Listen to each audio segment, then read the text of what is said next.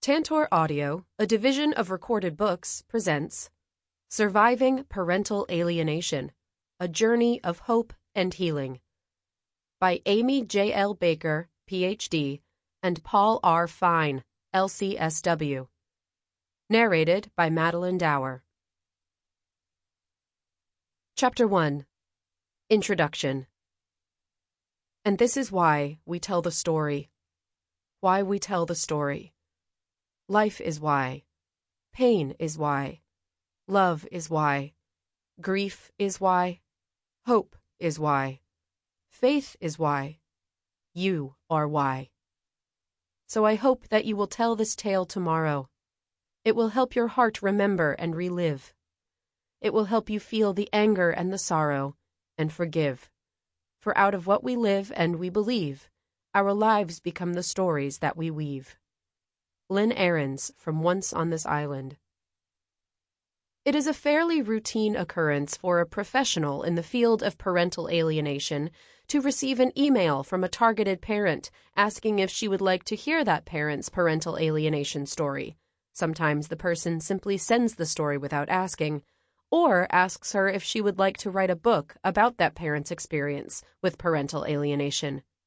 Many of these parents explain that someone, usually an attorney or custody evaluator, has informed them that they have the worst case of parental alienation ever seen, and these parents have become convinced that something good can come from their telling their story. They are deeply invested in sharing their ordeal with others, in the hope that they and others can gain something by doing so. Why we tell and hear stories of pain and hardship. The reasons why targeted parents want to tell their story are varied, and all of them are valid and easily understandable.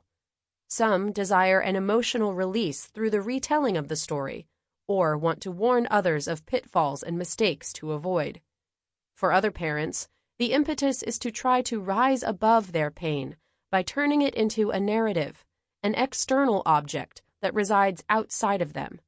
In this way, they separate and detach from the emotional pull of their parental alienation trauma. Some parents seek validation and understanding for their parental alienation journey, which too often involves feeling blamed, shamed, and misunderstood by friends, family, and professionals. Yet another reason to write their story is to process it in a new and deeper way, to come to a new understanding of what has transpired. They hope that perhaps, finally, they can arrive at a resolution or solution, or just find some meaning, where before they could not find any. They are right to want to share their story. They do have something of value to share. Their story is important. Each story has something to teach, something universal about the human spirit and about a parent's love for his or her child, as well as something specific about parental alienation. Yet another reason to share one story is to offer a vision of hope and healing for those who have not yet achieved their desired outcome. Unfortunately, stories of successful reunifications of formerly alienated children are relatively rare in the literature.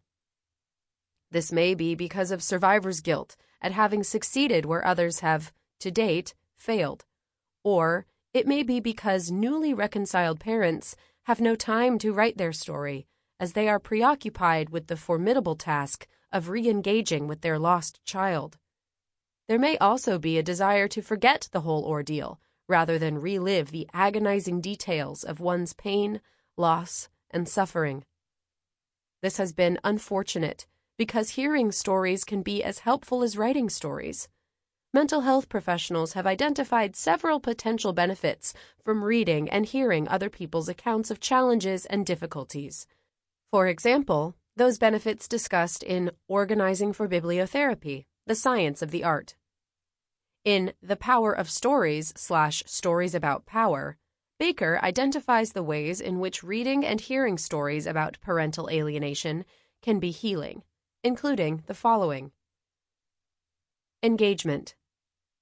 Currently targeted parents who are in the midst of a custody conflict and/or parental alienation drama may appreciate the stories of others' alienation, because no matter how empathetic a therapist is, a targeted parent may still feel alone in the situation until hearing someone else's similar story. The specificity offered by a narrative account is unparalleled as a means of providing an opportunity for the identification and satisfaction of the need for a shared experience. Thus, targeted parents can gain a sense of engagement with the social world through the process of hearing others' stories. In The Healing Power of Stories, psychologist Daniel Taylor writes, "We tell and listen to stories to reassure ourselves that we are not home alone. Our fear of isolation is instinctive and profound. Every story is evidence that someone else is out there." Empowerment. Hearing other parents' true accounts of parental alienation experiences can also help alleviate a targeted parent's feelings of rage and helplessness that justifiably accompany being the victim of an injustice, such as parental alienation. Knowing that others have experienced the same level of frustration and despair may counter the belief that one has been personally singled out for such suffering. If the stories are able to portray the targeted parent, while imperfect, as all humans are, as unmistakably a victim of the other parent's malicious and devious plan to turn the children against them, undeserving of their child's hatred and rejection, then the stories can serve as an antidote to the blame and shame targeted parents may feel. Stories can clarify that the targeted parent did not deserve the alienation, and that a larger systemic problem, the adversarial legal system, a personality disorder of the alienating parent, vulnerabilities within the child, exacerbated the alienation drama. This realization can also be empowering. Education/enhancement. Hearing stories of other parents' alienation ordeals can provide the listener with an opportunity to explore alternative attitudes and choices, and if the opportunity allows for it, the listener may ask him or herself, "Would I make that choice? What do I think would happen if I had acted as that parent had?" Because narratives allow for identification with the characters in the story, the listener can try on a range of attitudes and interactional styles and imagine what they would feel like. This could result in a new way of thinking, acting, and feeling. Listeners may identify specific strategies and techniques for dealing with parental alienation that they had not considered before. Or perhaps hearing stories of other parents' alienation ordeals can result in greater confidence in one's choices. Encouragement. Listeners can find inspiration and encouragement from the stories because many involve targeted parents persevering against tremendous odds. Through these stories, the listener is bearing witness to the heroic strength and dedication targeted parents have to their children, and thus symbolically bears witness to his or her own strength and dedication. This process can motivate and encourage the listener to forge on, despite the obstacles and hurdles that previously seemed overwhelming. Listening to stories in which the targeted parent did not prevail, as painful a prospect as that is, can show that it is possible to have a meaningful life despite the loss and sadness. As educator and national storyteller Diane Rooks notes in Spinning Gold Out of Straw, How Stories Heal, as we share stories of endurance and resilience with others, we reinforce the possibility that they too can survive. Enlightenment. Listening to stories of other targeted parents' journeys reinforces the idea that we are all imperfect humans doing the best we can in a very imperfect world. Listeners can see that targeted parents make mistakes along the way. They choose future mates who are selfish, immature, controlling, and unable to value them as spouses and parents of their children. Targeted parents also make mistakes in how they respond to the unfolding alienation drama. They don't have the benefit of hindsight to know exactly what the right move will be in each situation. The listener can identify with the story's protagonist and thereby gain a clearer understanding of his or her own role in his or her own parental alienation journey. Every targeted parent can learn from the missteps of others. At the same time, being empathetic with the protagonist, despite his or her foibles, may allow the listener to metaphorically forgive and practice greater compassion to him or herself. For all of these reasons, we decided to pull together some of the best stories we could find on parental alienation and to include some about successful reunifications. To do that, we reached out to parents who have contacted us over the years to invite them to write their stories. Some stories are included in full in this book, while others are alluded to throughout the book in order to illustrate a particular point. We invite you, the listener, to share your stories with us so that we can join together to become better educated and more empowered, enlightened, inspired, and motivated to work harder to stop this unnecessary and still generally unacknowledged, but extremely painful, form of emotional abuse of children. Parental Alienation 101. To set the stage for the stories and discussion to come, we begin with a brief overview of parental alienation. Parental alienation is the term used to describe a family dynamic in which one parent, referred to as the alienating or favored parent, engages in behaviors, referred to as alienation strategies, to foster a child's unjustified rejection of and disaffection for the other parent, referred to as the rejected or targeted parent. Not all children exposed to these behaviors succumb to the pressure to reject the other parent, but when they do, they exhibit telltale signs, referred to as the behavioral manifestations of parental alienation, and they can be considered as having the parental alienation syndrome or being an alienated child.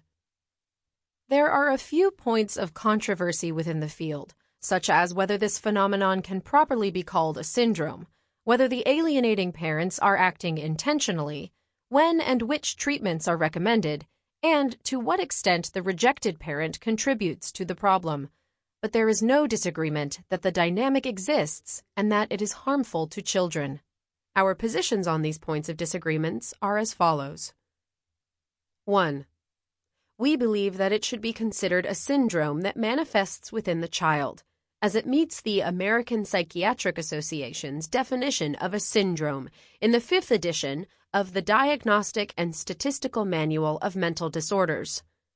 A grouping of signs and symptoms, based on their frequent co-occurrence, that may suggest a common underlying pathogenesis, course, familial pattern, or treatment selection. 2.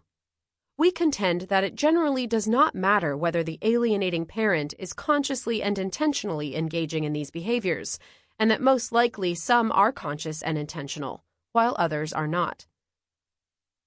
3. We believe that there are effective treatments currently in operation that are available to families when judges act decisively to enable families to participate. 4. We have also observed that all parents are imperfect and, therefore, many custody evaluators and judges who prefer to believe that both parents are at fault will always have some action of the targeted parent to point to in order to bolster that belief. Often, those flaws are not causative of the alienation and are in fact greatly outweighed by the flaws of the favored parent. 5. We wholeheartedly reject the notion that Janet Johnston promotes in Parental Alignments and Rejection, an empirical study of alienation in children of divorce, that targeted parents are the architects of their own rejection. In fact, we have observed that the hybrid model, proclaiming that all parties play a hand in the alienation, is used as a crutch for evaluators and judges who do not want to make bold decisions. They prefer to spread the blame around as an excuse to not take action. Despite these areas of disagreement, substantial consensus exists. A growing body of empirical research now supports the major tenets of parental alienation theory. Specifically, Research has consistently identified a set of parental behaviors that foster a child's unjustified rejection of the targeted parent. These parents have been identified by adults who experienced alienation as children, as Baker reports in Adult Children of Parental Alienation Syndrome, Breaking the Ties That Bind, as well as by targeted parents themselves, as Baker and Darnell report in Behaviors and Strategies of Parental Alienation, a survey of parental experiences. Subsequent research has demonstrated the validity of these behaviors. For example, in several studies, Baker and colleagues report associations between the strategies and psychological maltreatment or measures of well-being. Adult recall of parental alienation in a community sample. Prevalence and associations with psychological maltreatment. Adolescents caught in their parents' loyalty conflicts. College student childhood exposure to parental loyalty conflicts. Italian college student childhood exposure to parental loyalty conflicts. And to turn a child against a parent is to turn a child against himself.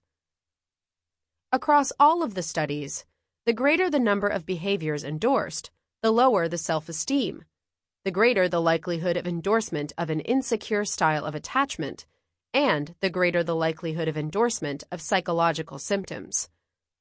The 17 behaviors identified as parental alienation strategies are discussed later. Taken together, these 17 parental alienation strategies create psychological distance between the child and the targeted parent, such that the relationship becomes conflict-ridden and eventually non-existent, as the child is empowered, if not pressured, to cut that parent off completely. Each of these behaviors serve to 1. Further the child's cohesion and alignment with the alienating parent. 2. Create psychological distance between the child and the targeted parent. 3. Intensify the targeted parent's anger and hurt over the child's behavior. And 4. Incite conflict between the child and the targeted parent. When exposed to these behaviors, some children eventually and unjustifiably reject the targeted parent altogether, and when that happens, the child is said to be alienated. There are 8 behaviors consistent with unjustified rejection. The labels for these behaviors were first created by noted child psychiatrist Dr. Richard Gardner and have since been validated by Amy Baker and Doug Darnell in A Construct Study of the 8 Symptoms of Severe Parental Alienation Syndrome, a survey of parental experiences, as well as by Baker, Burkhard, and Kelly in Differentiating Alienated from Not Alienated Children, a pilot study.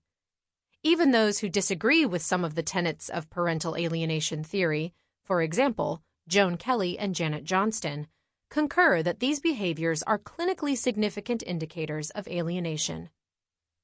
These behaviors are distinctive and highly unusual for children to display in the absence of a strong external impetus.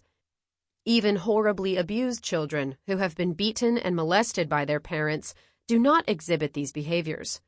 They are typically seen only in children who have been exposed to parental alienation behaviors by one parent in order to foster a child's unjustified rejection of the other parent. When these behaviors are present, the parent-child relationship is seriously ruptured, often for months, if not for years.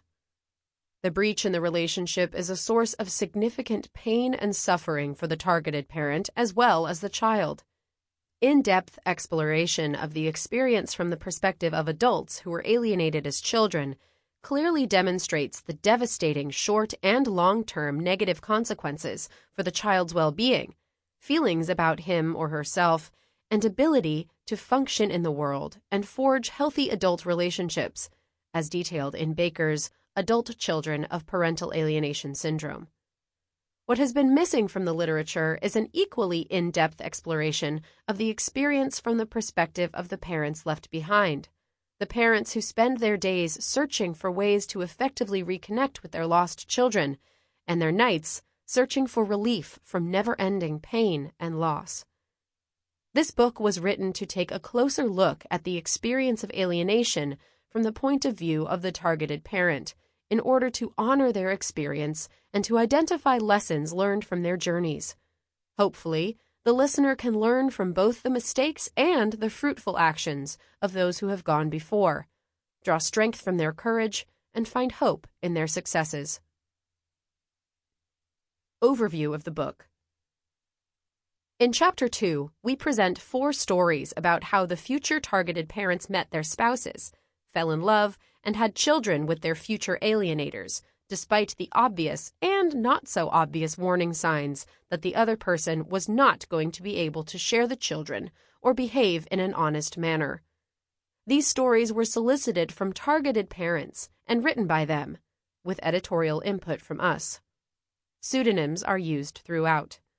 Chapter 3 highlights the common elements within the stories, focusing on the way in which the future alienators functioned as wolves in sheep's clothing, masking their desire to exercise power and control over the future targeted parents. Generally, we see these relationships as a perfect storm of a naive and inexperienced future targeted parent becoming involved with a manipulative and deceitful future alienator. The future targeted parent then proceeds to ignore the obvious red flags, only to become enmeshed in an untenable marriage and disastrous divorce. In Chapter 4, we present 3 unfolding alienation dramas, explicating how the alienating parent was able to slowly corrupt the child's view and experience of the targeted parent, leading to a complete and total severing of the relationship with the targeted parent. In Chapter 5, we explore the stories from the perspective of the tipping point, from moderate alienation to severe alienation. Specifically, we examine aspects of the message, that the targeted parent doesn't love the child, aspects of the messenger, the alienating parent's use of known persuasion techniques to sell his or her message to the child, and aspects of the context within which the child and the message reside, the vilification of the targeted parent in the child's community, and the selling of alienation to the legal and mental health professionals. Chapter 6 presents 4 stories of reconciliation between an alienated child and targeted parent, and Chapter 7 highlights relevant themes that can be gleaned from these stories. Specifically, we focus on the catalysts to reconciliation and the numerous things that the targeted parent did right. In the final 2 chapters of the book, we try to put it all together and explore the common feelings that targeted parents experience while alienated and during the reconciliation process, and we suggest some ways to deal with those feelings. In addition, we offer advice for living and coping with being a targeted parent. We also offer step-by-step suggestions for reaching out to currently alienated adult children. Throughout the book, we pay deep attention to the stories that the targeted parents share with us, to honor those stories and to learn from them. As Freeman observed in Hindsight, mindfulness and memory are both about pausing to attend, whether to past or present.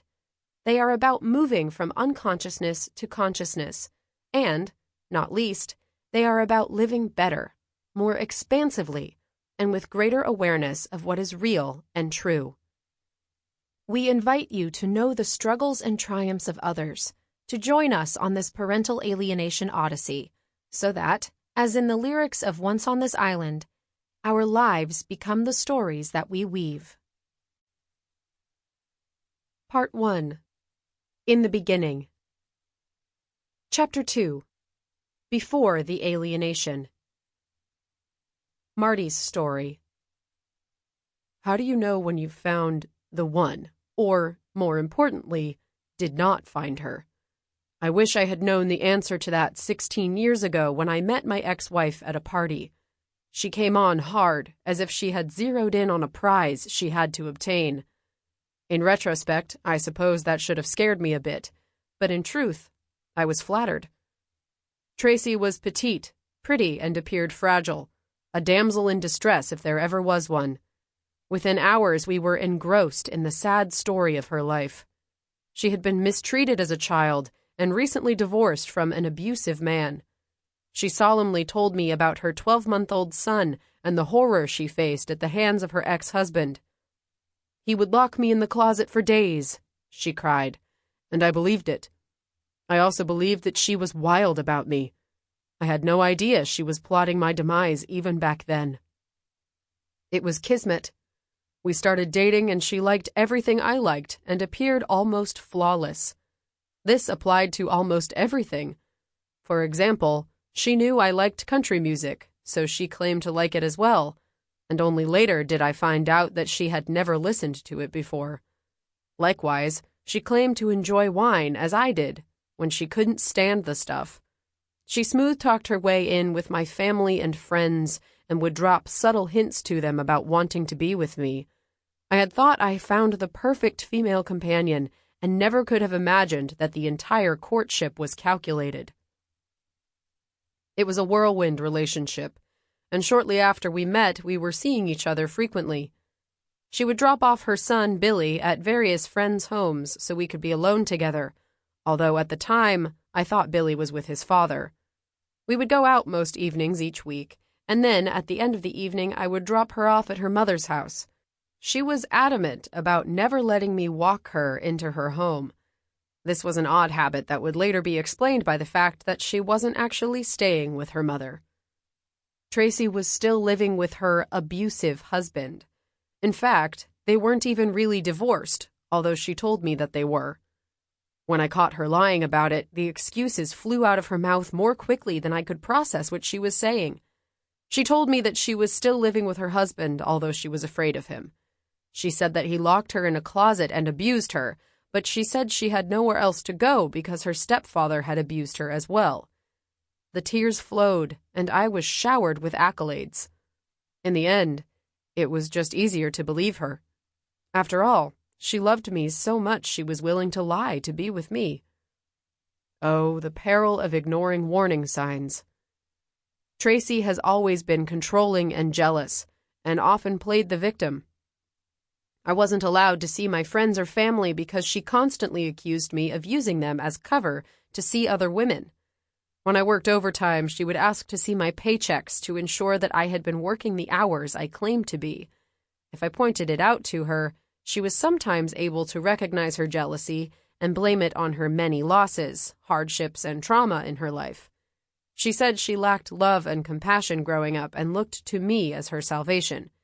She said that my love could heal her and help her to feel better about herself. She begged me to forgive her and to never leave her. In a sense, she wanted to own me. I was on a very short leash in terms of where I went and who I spent my time with. I would receive an inordinate number of phone calls each day asking me where I was and what I was doing. I found that I was often defending my being anywhere because she needed to feel that I was in her control. At one of her most frantic moments of jealousy, she crashed a rehearsal dinner I was attending for my friend's wedding to see if I was philandering with any of the women attending. The day of the wedding, Tracy was at the bride's house apologizing for her misbehavior the evening before. She explained that she wanted to keep me all to herself, that she loved me so much she couldn't bear the thought of losing me. This was a trait that, in future years, would carry through in her parenting, with her children becoming her protected possessions. When she finally left her husband, she and her son, Billy, moved in with me. I was living at my parents' house, and she had no problem accepting our help and assistance. In fact, she acted as if she expected it. I worked while she stayed home with her child. I provided her with a new car, a place to stay, and a way to care for Billy. Tracy surprisingly had no qualms about integrating Billy into my family. My parents and I instantly morphed into this child's family, and she appeared to have no remorse for the family she and her son were leaving behind. Soon after moving in, Tracy let it be known that she was displeased with her new living arrangements. She said that she hated living with my folks. She expressed her desire to have our own house with a yard where we could be a family, and I worked hard to make that happen. We were married and moved into our newly built home later that year. During that time, it wasn't always easy.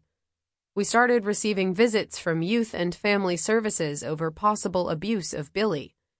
Billy had stopped growing, and his father was concerned that he was being neglected. This was very stressful for Tracy, and she explained that the allegations against her were all her ex-husband's doing. After all, he had been so abusive in the past.